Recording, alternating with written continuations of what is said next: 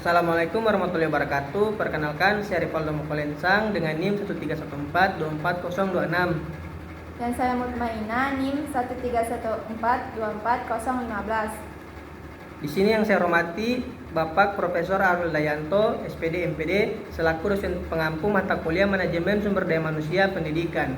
Baik, kita masuk pada materi kali ini dengan judul Pengelolaan Karir Sumber Daya Manusia. Baik, masuk pada materi yang pertama, kedudukan pengelolaan karir menurut Badriah 2018 halaman 196, pengembangan karir yang dilaksanakan dan dilakukan pada SDM aparatur atau PNS dilakukan melalui pembinaan karir dan penilaian sistem prestasi kerja. Sistem karir pada umumnya melalui kenaikan pangkat, mutasi, jabatan serta promosi atau pangkat kerja lainnya. Baik, masuk pada materi yang kedua, konsep pengelolaan karir. Yang pertama, strategi pengembangan karir adalah proses sistematis untuk mencapai tujuan karir. Yang kedua, perencanaan karir adalah proses sistematis untuk mencapai tujuan yang diinginkan.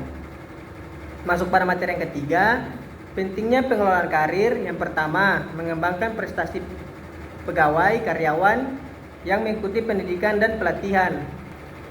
Yang kedua, meningkatkan suplai karyawan. Yang ketiga, meningkatkan kemampuan organisasi. Yang keempat, meningkatkan motivasi karyawan baik secara individu maupun organisasional. Yang kelima, mencegah karyawan berhenti. Yang keenam, memahami dan mengembangkan passion. Yang ketujuh, memperluas relasi. Dan yang kedelapan, kesiapan menghadapi perubahan. Selanjutnya akan dibawakan oleh rekan saya. Baik, di sini saya akan melanjutkan materi yang keempat, yaitu tahap-tahap karir sumber daya manusia secara garis besar. Yang pertama adalah tahap pertumbuhan. Dalam tahap ini, seseorang cenderung mengembangkan diri dan berinteraksi dengan lingkungan sekitar. Yang kedua, tahap eksplorasi.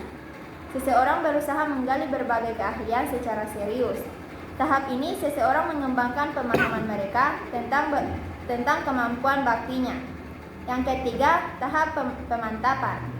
Tahap ini seseorang akan belajar dan berlatih yang bertujuan untuk mengukuhkan atau menguatkan hasil yang telah dicapai sebelumnya. Yang keempat, tahap pemeliharaan. Fase di mana hasil yang telah dicapai dalam suatu proses dijaga agar tetap stabil. Yang kelima atau yang terakhir, tahap kemunduran.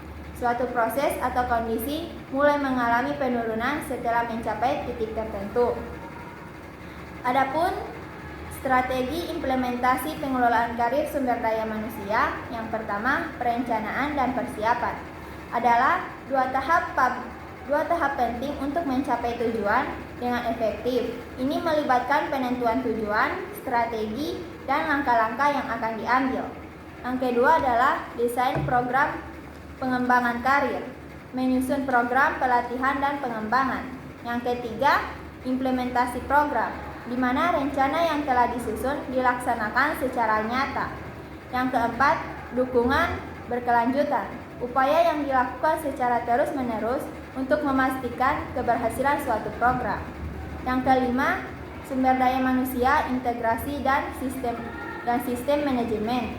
Dan yang terakhir, strategi tambahan, langkah-langkah pelengkap yang diterapkan untuk meningkatkan efektivitas suatu rencana yang telah disiapkan.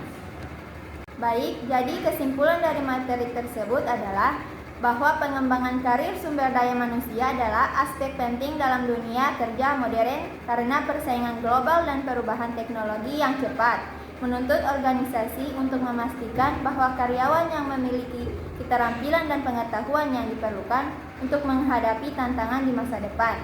Baik, itulah presentasi dari kami kelompok 6. Jika ada salah kata, mohon dimaafkan. Wabillahi taufiq wal hidayah. Wassalamualaikum warahmatullahi wabarakatuh.